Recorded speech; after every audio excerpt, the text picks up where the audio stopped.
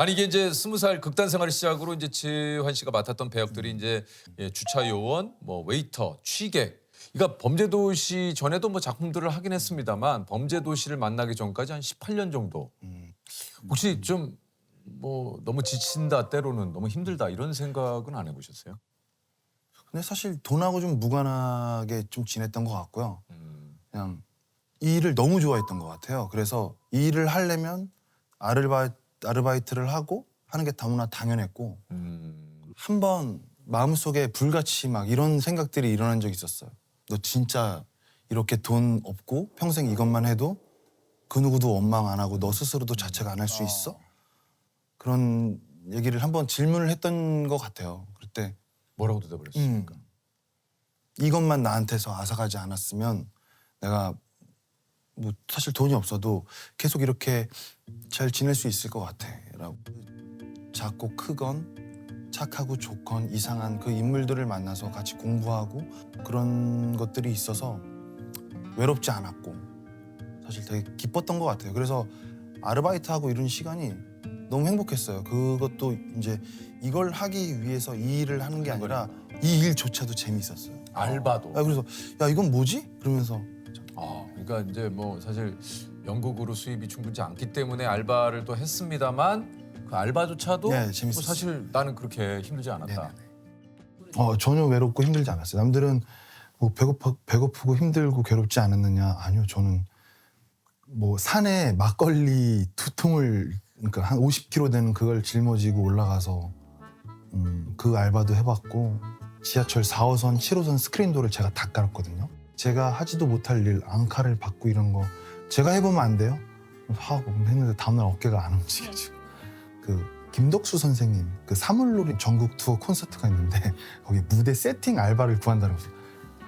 나야겠다 그래서 그거를 몇 개월 쫓아다녔었어요. 연습하고 밤에 새벽에 일하고 아침에 쪽잠 자고 와서 또 연습하고 근데 전 좋았어요. 제가 어느 순간에 그 재석 형님이 한 번만 저에게 기회를 주신다면 그런 이야기 있잖아요. 있었죠. 제가 그걸 그 영향도 저한테 엄청 많이 있었는데 자꾸 어긋나고 그랬을 때 정말 간절하게 기도를 했습니다. 매번 진짜 한 번만 기회를 주시면 정말 한 번만 진짜 단 한 번만 저에게 진짜 개그맨으로서 정말 기회를 주시면 그게 잘나기 위해서가 아니라 이 일을 더 행복하게 잘하기 위해서 기다리고 간절히 바라는 그 모습이 정말 중요한 거구나 그랬어요. 제가 산에 많이 다녔거든요. 등산을 많이 다녔는데 그때 뭐 큰 나무나 바위 같은 거 있으면 그냥 걔 붙잡고 나 좀 도와달라고. 아주 기운을 줘라. 제가 사실 이쪽 대학로에서 연극할 때 요 밑에 살았거든요. 그래서 등산 코스였어요. 이렇게 해서 북악산으로 가서 형제봉으로 가서 북한산. 와, 네. 왜냐면 그 일선사 가서 갑자기 그냥 걷다가 종주하고 어느 날 삼천배 하고 오고 막 그냥 그런 적이 있었는데 아니 그 간절히 기도 많이 했네. 그때 같이 사는 작가가 있었거든요. 네, 그때 작가님이. 그 형이랑도 형 저기 한양 도성이야. 절 올리자. 그래서 대단하시네. 네. 많이 의지하셨네. 그러니까 많이 의지하셨어. 맞아요. 너는 한 몇만 년 있었던 큰 바위지. 나는 얼마 안 돼. 근데 내 진짜 바라고 원하는 게 있거든. 그러니까 만약에 네가 가진 기운 중에 조금만 나를 줘서 그래. 내가 잘 되면 그래, 간절하니까. 나도 누군가에게 도움이 되는 사람이 될게. 그러니까 간절하니까. 또 괜히 큰 나무 보면 안녕하세요. 저는 국지환입니다. 이렇게 안고 얼마나 되셨는지 모르겠지만 저는 몇 살 먹었습니다. 엄청 공손하게, 이렇게 공손하게. 아름답고 훌륭하신데 가진 기운에 0.001만 주면 정말 열심히 잘해서 또 누군가에게 그렇게 하겠습니다라는 사실 그런 거.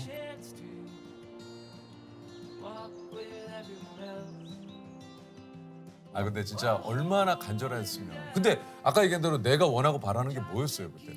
연기였어요. 그러니까 연기를 잘하는 거. 그리고 연기를 나이에 맞게 성숙해서 같이 살아가는 거. 그러니까 20대는 20대 때 연기할 수 있는 거, 30대는 30대만이 할 수 있는 거, 또 40대는 40대만이 할 수 있는 그 연기 길을 그냥 같이 잘 살다가 그냥 끝내고 싶었어요. 그냥 연기를 잘하고 싶다 그거를 비신 거예요? 네. 인기를 얻고 싶어요. 돈을 많이 벌고 싶어요. 근데 뭐. 사실 그런 거는 연기 잘하면 올 수도 있고 안 올 수도 있는 부분이잖아요. 근데 나에게 가장 중요한 건 본질적인 문제. 네, 연기를 잘하고 싶었어요. 이야. 아 근데 진짜 지환 씨가 얼마나 간절하게. 간절하셨는지. 그러니까 이런 간절함이 언젠간 통한다니까요. 맞아요. 예. 저는 그래도 나름 꽤 연극을 오래 했고 그래도 주변 사람들한테 너 꽤 연기 좀 잘한다 이런 얘기도 들었었는데 이상하게 영화에 캐스팅이 돼서 카메라 앞에서 연기를 했는데 어떤 매력도 없는 무색무취의 사람이 있는 거예요. 그래서 카메라를 이렇게 중고 폰 하고 막 몇 대 사갖고 알바한 돈으로 몇 대 사갖고 혼자 오디션을 봐본 거죠. 아무도 없이. 근데 제가 떨어뜨리고 싶더라고요. 아 너는 안 돼. 그러니까 매력이 없고 연기를 너무 못하는 거예요. 그래서 막걸리를 사서 혼자 이렇게 먹다가 이걸 끈 것도 잊어먹고 그냥 혼자 먹다가 이것도 노래도 한 모습이 찍혀 있는 거예요. 근데 너무나 연기 잘하는 자연스러운 배우 하나가 앉아 있는 거예요. 너무 매력 있는 거예요. 어떤 한 인간이 다 드러나 있는 거예요. 그래서 거기서 살짝 눈치를 챈 거예요. 아, 이 카메라는 요물이구나. 얼만큼 자연스럽지 않으면 이거는 받아주지도 않는구나 라는 걸 눈치를 좀 챈 거죠. 그때부터 본 오디션이 다 합격이 되기 시작하더라고요. 범죄도시라는 영화도 만나고 1987이라는 영화도 만나고 요 이제 우리들의 블루스도 이게 좀 작품에 참여하려고 적극적으로 오디션에 좀 임하셨다 그래요. 이제 정말 리얼 에피소드가 있어요. 네. 그때도 그 동석이 형이랑 뭔가 촬영하고 있었어요. 근데 회사 이사님께서 오더니 오디션 하나 볼래? 근데 그때 스케줄이 되게 꼬여 있고 바쁜 상태였어요. 그래서 그냥 이번엔 패스하시죠. 그러니까 노희경 작가님 작품이 그러니까 노희경이고 박희경이고 저는 지금 내가 이걸 잘해야지. 하는 것도 나 힘들어요. 이걸 잘해야지. 잘해야 그게 되는데. 뭐라고 그거 또 이럴 여력이 그래, 없다. 그렇지, 그렇지. 분산시키는 것보다 하나에 아, 집중해서 그렇지, 욕심내지 않고 하나 차근차근 마스터할래. 그러니까 주인공 오디션이야. 그래서 지금 갈까? 지금 갈까? 렛츠고. 나 준비돼 있어. 이렇게 근데 사실 그런 농담 반 진담 반으로 그런 얘기를 하다가 그러면은 오디션을 잡아볼게 하시더라고요. 그래서 도착해서 있는데 대본도 안 주고 오디션 그냥 기다리라고 하고 제 앞에 한 사람이 막 고래고래 소리를 지르면서 오디션을 보고 있더라고요. 그래서 누군데 저렇게 열정적으로. 온 생을 마지막인 것처럼 저렇게 야. 오디션을 보고 있을까? 그래서 대단하다. 느껴지는 게 있잖아요. 있죠. 근데 그게 못하면서 느껴지는 게 아니라 뭔가 잘하면서 느껴지는 그 에너지. 그래서 누굴까? 그래서 막 이러고 있는데 지금 너무나 사랑하는 저희 친구 최영준 배우가 몇 시간째 오디션을 보고 있다고 하더라고요. 그래서 이게 이런 거구나. 확실히 쉽게 넘어가지 않는구나. 와 오디션을 몇 시간을 봐요? 예. 몇 날 또 봤다고 하더라고. 몇 번을 걸쳐서 봤다고 하더라고요. 그래서 최영준의 짝을 찾기 위해서 제가 야. 와본 거죠. 그래서 그 돈통에서 뒤져가. 어이구 잘해. 마지막이야. 이번만 도와줘. 아이 지난번이 마지막이라더니. 임신했다고.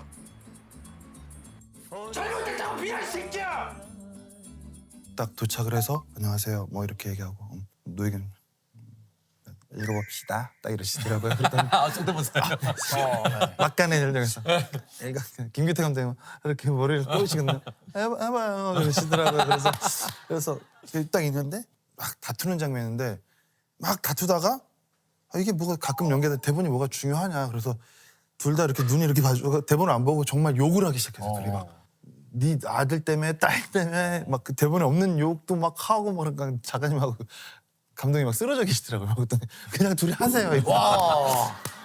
둘이 하세요. 야 딸년이 몸 간수 못해. 내 새끼 인생 망쳐놓고. 네 깡패 새끼야. 깡패 소리 하지 말래 그래 했더니 지연적이. 둘이 하세요. 그러더라고요. 그러더니 이거 거짓말 아니죠? 나갔는데 또 다른 소리 하시는 거 아니죠? 저 지금 도장 파서 찍고 가겠습니다. 그러니까 믿어도 된다고. 그래서 감사합니다. 그러고 집에 갔더니 그걸 한다고 연락이 왔더라고요. 그래서 대본을 읽었는데 와 이런 대본이 다 있나? 진짜 너무 재밌게 봤어요 저. 이게 너무 신기해요. 그러니까 그냥 거의 문학이에요, 문학. 뭐 어떤 장면은 에세이처럼 써져 있고 어떤 장면은 그냥 시처럼 사람을 설득하고 있고 어떤 사람은 잔잔한 그 여백을 써놓은 그 소리에 집중, 바다나 하늘을 보게 하는, 그리고 대답을 하게 하고. 생각해 볼 시간.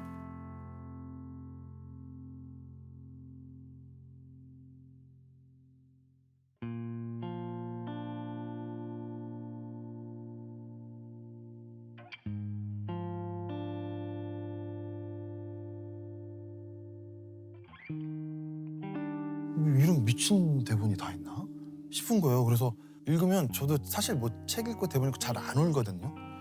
엄청 눈물 나죠. 네, 이렇게 덥게 되더라고요. 아니 그 지환 씨가 이제 오늘 처음 만나서 이런저런 얘기를 좀 해보니까 이게 좀 뭐가 한마디 한마디가 뭐라 그럴까요? 이게 좀 시적인 느낌? 뭐 약간의 그런 좀 뭐 이런 느낌이 좀 들긴 들거든요. 아까 이제 노희경 작가님 작품을 뭐 설명하실 때도 좀 그렇고 요게 어머님의 영향이 좀 예, 맞아요. 있었다 그래요? 네, 저는 사실은 이제 뭐 어머니가 지금은 돌아가셨지만 아버지도 돌아가시고 다 하셨지만 그 어머니를 굉장히 좋아하고 존경했어요. 사랑하고. 그러니까 이 사람이 나의 엄마라서 되게 행복했었거든요. 정말 좋은 사람이었어요. 근데 그래서 항상 고민 같은 거 있을 때도 엄마한테 물어보고. 그래요. 예. 그리고 되게 재밌는 일화가 연극할 때 20대 때 나는 어떤 사람인지 모르겠다니까 야 그럼 엄마한테 물어보면 엄마가 얘기해 줄 거다. 네가 어떤 애인지. 네가 너를 낳고 키웠으니까. 그래서 엄마 나는 어떤 사람이야. 그러니까 어머니가 같이 안 살아봐서 모르지 그러더라고요. 그러니까 같이 살았을 때는 네가 어떤 애인지 얘기해 줄 수 있는데 네가 연극한다고 나가서 10년째 그러고 있는데 네가 어떻게 지금 변했는지도 알지 못하고 그냥 그렇지. 근데 그때 그런 대답을 하는 엄마를 보면서 고맙다 엄마. 이렇게 엄마가 다짜고짜 좋다 아니다 이런 얘기를 해주지 않아서 너무 고맙다 그런 얘기도 하고. 사실은 제가 봤을 때 내 청춘이 이제 조금씩 없어지는구나 이렇게 느낄 때가 좀 있었어요. 저한테서 청춘이 사라져가고 있다는 걸 느낄 때 그때 드라이브 중이었거든요. 근데 좋아하는 선배가 있었어요. 그래서 정승길 형이라고.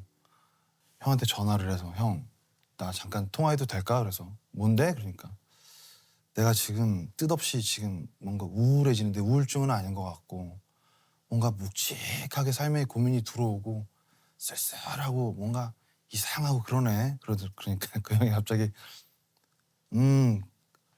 고독이야 이러더라고요. 뭐라고? 그거 지환아 고독이야. 그리고 올 때 됐고 배우한테 고독은 정말 좋은 거니까 잘 친구했으면 좋겠어.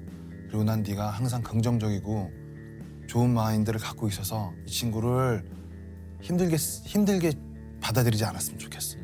이거를 진짜 잘 이용할 줄 알아 좋은 배우가 되는 거야 지환아. 그 얘기를 딱 듣고 어머니한테 이제 가서 또 물어봤죠.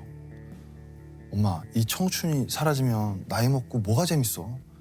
진짜 비루하고 재미없고 너무 낯뜨거운 진실만 마주해서 힘들지? 제가 이러니까 아니야 지환아 살아봐. 얼마나 재밌는데 이제는 생각하고 이렇게 마음을 다하면 그것들이 다가오고 만져지고 빚어지는 내 마음대로 빚어지는 순간들이 와. 너 절대 엄마는 청춘이 더 힘들고 외로웠어. 근데 나이 먹고 비로소 더 행복을 찾은 케이스야 라고 얘기하더라고. 근데 너도 그럴 것 같아 라고 얘기하더라고. 그래서 뭐든 열심히 해야 돼 지원아. 뭐든 우리가 가진 게 없으니까 뭐든 열심히 해야 돼. 이게 편법을 쓰지도 말고 항상 열심히만 하면 진실되면 뭐가 와 이런 얘기를 하더라고. 그래서 알았어 그럼 일단 열심히 할게. 그래서 열심히 한 거죠. 근데 잘 될 쯤에 어머니가 돌아가셨어요. 그래서 그때 사실은 이제 근데 사후에 어머니를 추억하는 방법을 정하자. 내가 막 우울하고 이렇게 하면 우리 엄마는 나 안 좋아할 것 같아. 엄마 봤어? 이러면 엄마가 진짜 봤어 이렇게 좋아하실 것 같은 어머니인 거예요. 그래서 절대 어디 가서 어머니 얘기할 때 막 우울하거나 막 그런 생각을 안 해요. 그냥 엄마 나 너무 좋아. 엄마 지금 보이지? 지금 유재석님이 조세호님이 바로 옆에 계시는 거. 엄마 너무 행복하지? 막 그런 생각을 하게 돼요. 네. 네, 참 진짜. 좋죠. 네. 아 어머님이 참 너무 멋지시네요. 맞아요.